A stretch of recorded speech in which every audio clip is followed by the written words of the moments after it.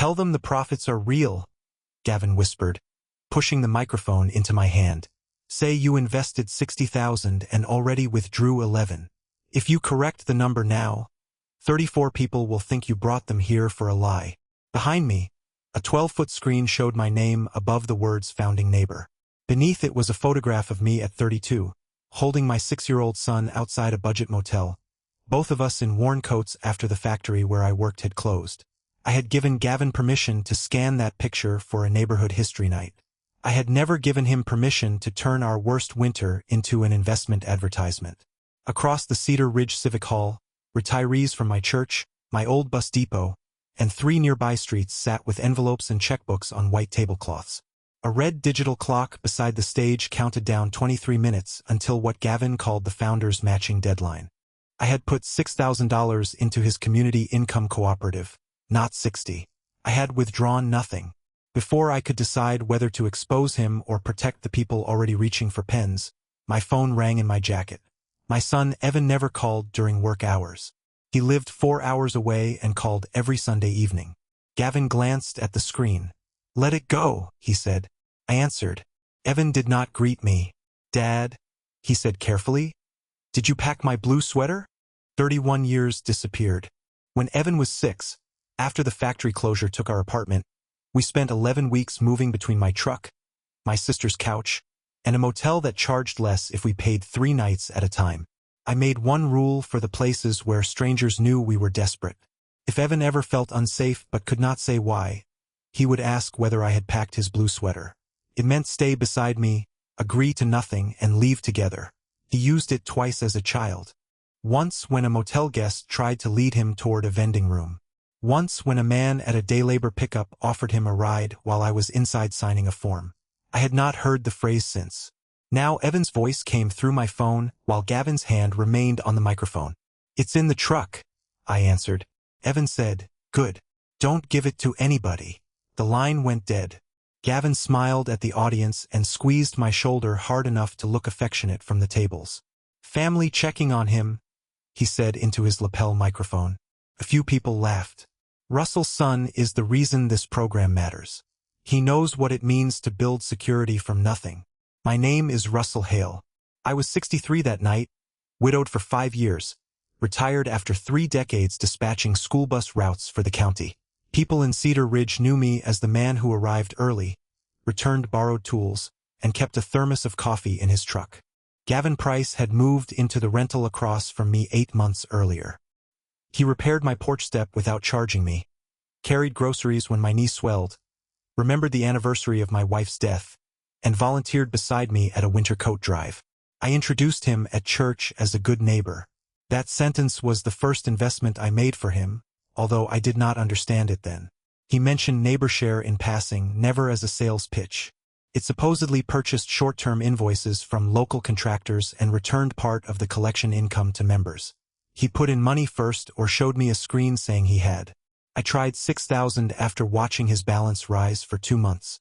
Mine appeared to earn $412 in 17 days. I had not asked to withdraw it.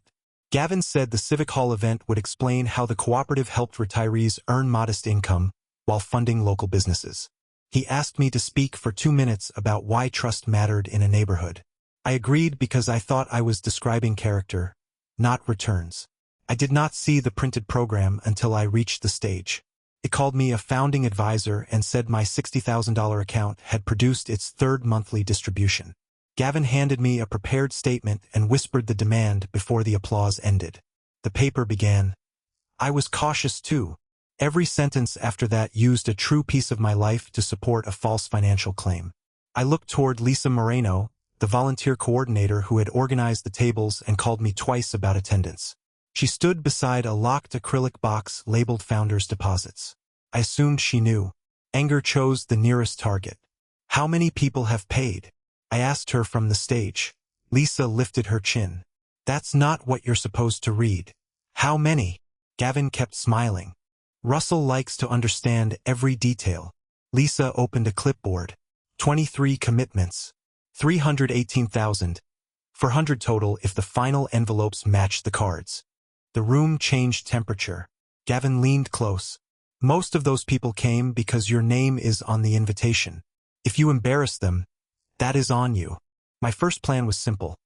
Put down the microphone, walk outside, call Evan, and stop my own transfer before Gavin could ask for more. The blue sweater rule had always meant leave. I set the prepared statement on the lectern. Gavin caught it before it slid. "Russell needs a minute," he told the audience. Then he signaled the audiovisual operator. My old photograph filled the screen. A caption appeared beneath it. "He protected one child. Now he protects a community." Evan's 6-year-old face looked down at people who had opened retirement accounts because they trusted the man holding him. Walking out would not remove me from the stage. Gavin had already built the event around a version of me that could continue speaking after I left. I told Gavin to take down the photograph. He lowered his voice.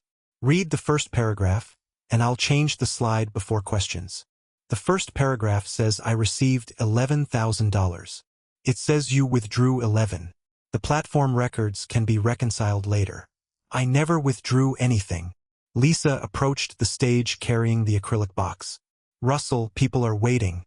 Some transferred funds this morning because you confirmed you'd be here. I confirmed I would talk about trust. Gavin told me you reviewed the packet." She held up a signature page. My signature was real. 3 weeks earlier, Gavin had asked me to approve the use of my photograph and a short biography for what he called a neighborhood resilience presentation. The page I signed described those uses. The packet Lisa held attached that page behind a cover naming me to a community review board. My signature had not been forged. Its meaning had been moved. I made my second mistake before I understood hers. "You used my name to collect these checks," I said loudly. People at the nearest tables turned toward Lisa. She flushed. "I used the materials Gavin gave me. You sat at my kitchen table and said he was the first neighbor you trusted after Diane died." I had said that. Lisa had lost her husband the previous year and invested $28,000 of her own insurance settlement. Gavin had told her my account was 6 months older than hers, and that I had personally tested 3 withdrawals. She was not protecting a scheme she understood. She was protecting the decision she had already made. Gavin stepped between us and took the handheld microphone. "This is why we don't improvise financial discussions in public," he said. "Russell is emotional because the photograph surprised him. The figures are accurate. We will take a short break." He ordered the hall staff to close the refreshment doors and asked Lisa to keep the deposit box beside him. Lisa obeyed, but she held it with both arms instead of placing it on his table. I went to the lobby and called Evan. He answered before the first ring ended. "Are you alone?" he asked. I said yes. "Why the phrase?" Evan had received the livestream link from me on Sunday. I had been proud enough to send it. That morning, a promotional email called me a founding advisor and promised viewers access to my verified distribution history. Evan knew I had invested $6,000 because I had mentioned it once and then minimized it when he questioned me. He did not need to uncover an interstate criminal network. He only had to compare my amount with the claim under my name. He called NeighborShare's listed custodian. The number routed back to a voicemail greeting recorded by Gavin. Then Evan called me while watching Gavin position me at the lectern. "Dad, the packet says your testimony verifies everybody else's risk," he said. "It says founding advisors may receive referral compensation and accept responsibility for statements made during the event." "I never saw that." "I know, but they are about to record you saying you did." He told me not to sign, not to repeat any amount, and not to leave before clearly withdrawing my name. That last instruction reversed the code I had taught him. When he was 6, safety meant escape. Now leaving quietly would let Gavin use my silence as approval. "I'm coming," Evan said. "No. You're 4 hours away." "I'm already on the road." I heard a turn signal and realized he had called from his car. "Do not drive angry," I said, because being his father returned before being afraid for myself. He promised to stop if he could not concentrate. I went back into the hall. During the break, Gavin had replaced the slide. My photograph was smaller, but my name remained above community review board. He offered me my original $6,000 plus the displayed gain if I read only 3 sentences and signed a correction later. The offer was almost irresistible. I could recover my money, avoid humiliating friends, and let someone else investigate after the room emptied. Gavin knew exactly which version of cowardice could feel like responsibility. I asked where the return would come from. Available reserves. Whose deposits? His smile disappeared for the first time. You don't understand settlement timing. Lisa heard us. My withdrawal is processing, she said. Gavin told her it would clear Friday. Lisa said he had promised Wednesday. He answered that Russell's confusion had forced a compliance pause. In one sentence, he made me the cause of a delay that had begun before I spoke. A man named Harold Beck came forward from the second table. He had worked with me at the bus depot and had written a $40,000 check after I introduced Gavin at a church breakfast. Russell, did you make money or not? He asked. I said the dashboard showed gains, but I had never received cash. Harold's wife reached for his envelope inside the acrylic box. Gavin blocked her hand. Once a commitment is logged, withdrawals go through the administrator. The box was locked, but the envelopes inside had not been deposited. Lisa had the key on a blue wrist coil. She looked at Gavin. He said, "Do not create a scene because Russell got stage fright." Lisa's fingers closed around the coil. She still did not open the box. Harold turned on me. You brought him to our table last month. He was right. I had not invented NeighborShare, but my trust had traveled farther than my money. I told Harold that I was sorry. Gavin seized that apology. There. Russell is sorry for alarming everyone. Let's finish the program. He guided me toward the stage while applause began in scattered pockets from people desperate for normalcy. I let him lead me because I had not yet decided whether my duty was to stop the event or keep the room from panicking. On stage, he announced that I would answer questions after reading my statement. The screen displayed a map with 3 neighboring towns and dates beneath each one. Cedar Ridge was marked pilot. The next events were scheduled 11, 19, and 26 days away. My photograph and biography appeared on all 3 flyers. The hall was not the end of Gavin's plan. It was a recording set for a reusable local witness. If I read the lie once, he could make me the trusted founding neighbor in places where nobody knew me well enough to ask whether I had ever received $1. That was the midpoint. My first plan to withdraw my name, protect the Cedar Ridge checks, and let authorities handle the rest was no longer enough. Gavin had turned the room into a prototype. The false statement would travel farther than any correction I made after the event. I took the microphone and said, "Before I read anything, I need the screen turned off." Gavin reached for the sound controls. I held the microphone away. "My name is Russell Hale. I invested $6,000. The screen showed a gain. I have never withdrawn money. I am not a founder, advisor, trustee, or board member. I did not approve the statement in my hand." The room did not reward me with noble silence. People shouted. One woman asked whether her transfer was gone. Harold called me a fool. Another man accused Lisa of taking advantage of widows. Lisa climbed onto the stage and slapped the clipboard against my chest. "Tell them you signed this." I signed permission to use one photograph at a neighborhood history night. "Then why did you let him bring the cooperative to my house?" "Because I believed him." "So did I." That stopped me. Lisa unlocked the acrylic box, but instead of returning the envelopes, she carried it behind the stage curtain. People surged toward her. Gavin told security she was stealing deposits. The venue's 2 part-time guards moved toward the curtain. I followed and found Lisa crouched beside a folding table, spreading envelopes into rows by name. "I'm not giving these to a mob," she said, "and I'm not handing them to him." Her choice made her more than an accomplice or a victim. She was protecting evidence, money, and herself at the same time. Gavin came through the curtain with 1 guard. "Lisa, give me the box. You are personally liable for breaking custody." She almost complied. I said, "Ask him why your Wednesday withdrawal became Friday," before I spoke.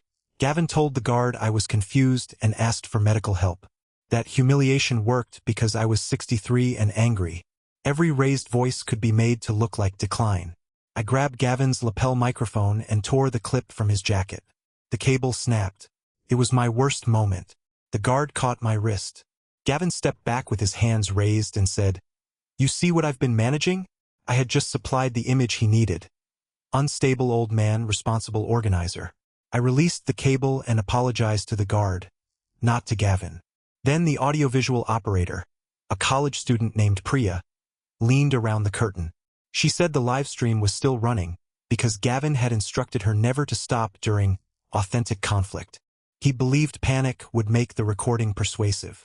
Priya had also been told to frame me and Gavin together whenever money was discussed. The camera was pointed at the curtain opening. Gavin's attempt to capture my endorsement had recorded his demand for Lisa to surrender the envelopes and his claim that my confusion paused withdrawals. He ordered Priya to delete the file. She refused because the venue, not Gavin, owned the recording. That live refusal changed the room again. Gavin no longer controlled the only public version. He changed tactics. He offered to unlock every account by midnight if I signed a one-page statement saying the event had been disrupted by a family misunderstanding. Your son panicked, he said. You reacted. We reset tomorrow. My 6,000 would be returned first. Lisa's 28 would follow. Harold's 40 would stay pending only until identity review. Each promise separated one frightened person from the group. Harold told me to sign. His wife said no. Lisa asked whether I could sign only for my own account. I wanted my money back. I also wanted the shouting to stop. Evan called again. Gavin saw the name and said, "Put him on speaker.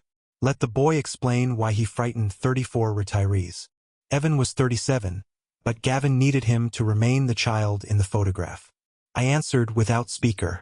Evan said he was 2 hours away and had already contacted the bank whose name appeared on the transfer page. The bank would not discuss accounts with him, but it confirmed it was not NeighborShare's custodian and had not authorized its logo. That fact mattered, but it did not solve the live choice. I asked Evan what the blue sweater meant. Stay together and agree to nothing, he said. I looked at Lisa, Harold's wife, Priya, and the envelopes spread across the folding table. I can't take them with me. Evan understood. Then make sure they hear what you are choosing. I returned to the stage. Gavin followed, still offering refunds in exchange for the family misunderstanding statement. I told the audience I would not sign it. I also corrected my own role. I introduced Gavin at church. I told some of you I trusted him. I invested without receiving a real withdrawal. Those were my decisions. Lisa did not invent my endorsement, and none of you should rely on it now. Harold shouted that an apology would not replace $40,000. I agreed. The crowd did not split into heroes and villains. Some demanded the deposit box. Some demanded Gavin finish the presentation. 3 people quietly left because admitting doubt in public felt worse than risking the checks. Then Gavin took the lectern and announced the matching deadline had expired because of me. He said everyone who withdrew would lose a 12% reservation fee. Lisa held up an envelope. These checks have not been deposited. What fee? Gavin said the fee was created when commitments were entered online. Priya projected the event's payment page without being asked. The fee language did not appear. Gavin told her to shut it off. She kept it on.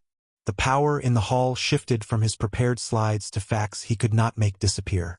Lisa began calling names and returning sealed envelopes one at a time. Gavin tried to take the box. The guard stepped between them, not because he had decided a crime occurred, but because Lisa was the named custodian on the venue form. The event continued without its organizer. It was no longer an investment launch. It was 34 people deciding, in public and without a single approved story, what they would retrieve, freeze, report, or risk. Gavin stayed near the stage because leaving first would have looked like guilt. He told anyone who listened that returns were delayed, not false, and that family interference had ruined a legitimate cooperative. Some believed him. A woman named Marlene had already received 2 small payments and showed them on her phone. She accused me of destroying the only income plan that had helped her since her husband died. That was the hardest resistance because her evidence was real. The early payments existed. Gavin used them the way he used my photograph. A true object carrying a false promise. Lisa returned the last sealed check, then discovered 6 attendees had paid electronically before the event. Her own $28,000 was already gone from her bank. Harold's paper check remained in his hand, but he had liquidated a certificate early and lost the penalty. Stopping the ceremony did not restore everyone to the morning. I asked the hall manager to preserve the live stream and payment materials. Then I called the number on my own transfer confirmation and requested a hold. I will compress what followed because phone trees and reports were not the choice that mattered. The receiving bank froze what remained in one account after multiple depositors reported the same event. State investigators later connected NeighborShare to two dissolved entities that had used different community names.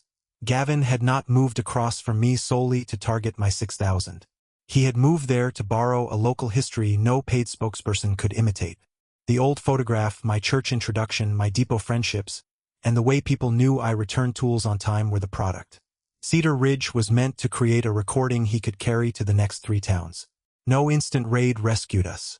Gavin left the hall before police arrived, appeared with counsel 2 weeks later, and disputed intent. The investigation continued for months. Some electronic funds were recovered. Some were not. I lost $1,800 after distributions and remaining assets were reconciled. Lisa recovered part of hers. Marlene kept both early payments but lost the balance she added that night. The numbers mattered to the people living with them, but they did not arrange themselves into clean justice. What changed publicly happened before any case finished. Priya gave the venue an unedited copy of the live stream. Lisa sent every attendee a correction naming herself as event coordinator and investor, not custodian for a verified cooperative. I sent a separate statement with 4 facts. I invested 6,000, withdrew nothing, held no role, and did not authorize the old photograph for financial promotion. I refused Gavin's request for a joint message saying worried relatives had caused confusion. Evan arrived at the hall shortly after 10. By then, the white tablecloths were covered with torn envelopes, cold coffee, and notes people had written to themselves. He was older than I had been in the motel photograph. When he saw the image still frozen on the big screen, he stopped. Where did he get that? I explained the neighborhood history permission. Evan walked to the front, not to comfort me first, but to look at the boy he had been. His coat in the photograph had sleeves too short for his wrists. Mine had duct tape inside one pocket. Gavin's caption still read, "He protected one child. Now he protects a community." Evan said, "He made being poor look like a credential." I told him I had helped by believing that surviving one kind of hardship made me harder to fool in another. He did not tell me I was blameless. "You put his name beside yours," he said. "People know what yours means." That hurt more than being called foolish because it was true. I asked why he had chosen the old phrase instead of simply telling me not to sign. "Because he was standing close enough to touch your microphone," Evan said. "And because I needed you to hear me before you heard the room." We stood beneath the photograph without embracing for the camera or turning the moment into proof of anything. The following month, the Civic Hall held a closed meeting for affected residents. No press release called it healing. Harold came because his check had been returned, but he wanted the early withdrawal penalty acknowledged. Marlene came because she still believed the cooperative might have worked without panic. Lisa sat in the front row and did not ask anyone to forgive her. I was invited to speak about warning signs. I refused that role. I was not an expert because I had been used. I agreed to answer one question: what had I actually authorized? Before the meeting, the hall manager showed me the new name card. Russell Hale, investor, $1,800 loss. It was not flattering. It was accurate. Evan sat near the back. The old motel photograph was not on the screen. When my turn came, I said I had authorized a neighborhood history use and nothing financial. I said my presence at the first event had still influenced people before I spoke, and that correction could not erase that cost. Then I stopped. Lisa answered for her decisions. Harold answered for his. Marlene challenged all of us. Nobody was made to perform unity. Afterward, Evan and I crossed the parking lot toward my truck. The blue sweater had never been real. It was only a phrase we invented for danger. Evan opened the passenger door and waited. The same simple action I had promised him when he was 6. I looked back at the Civic Hall. My name was still on the meeting notice, but no one else's decision was printed beneath it. I got into the truck, and this time we left together without carrying a lie for anyone in the room.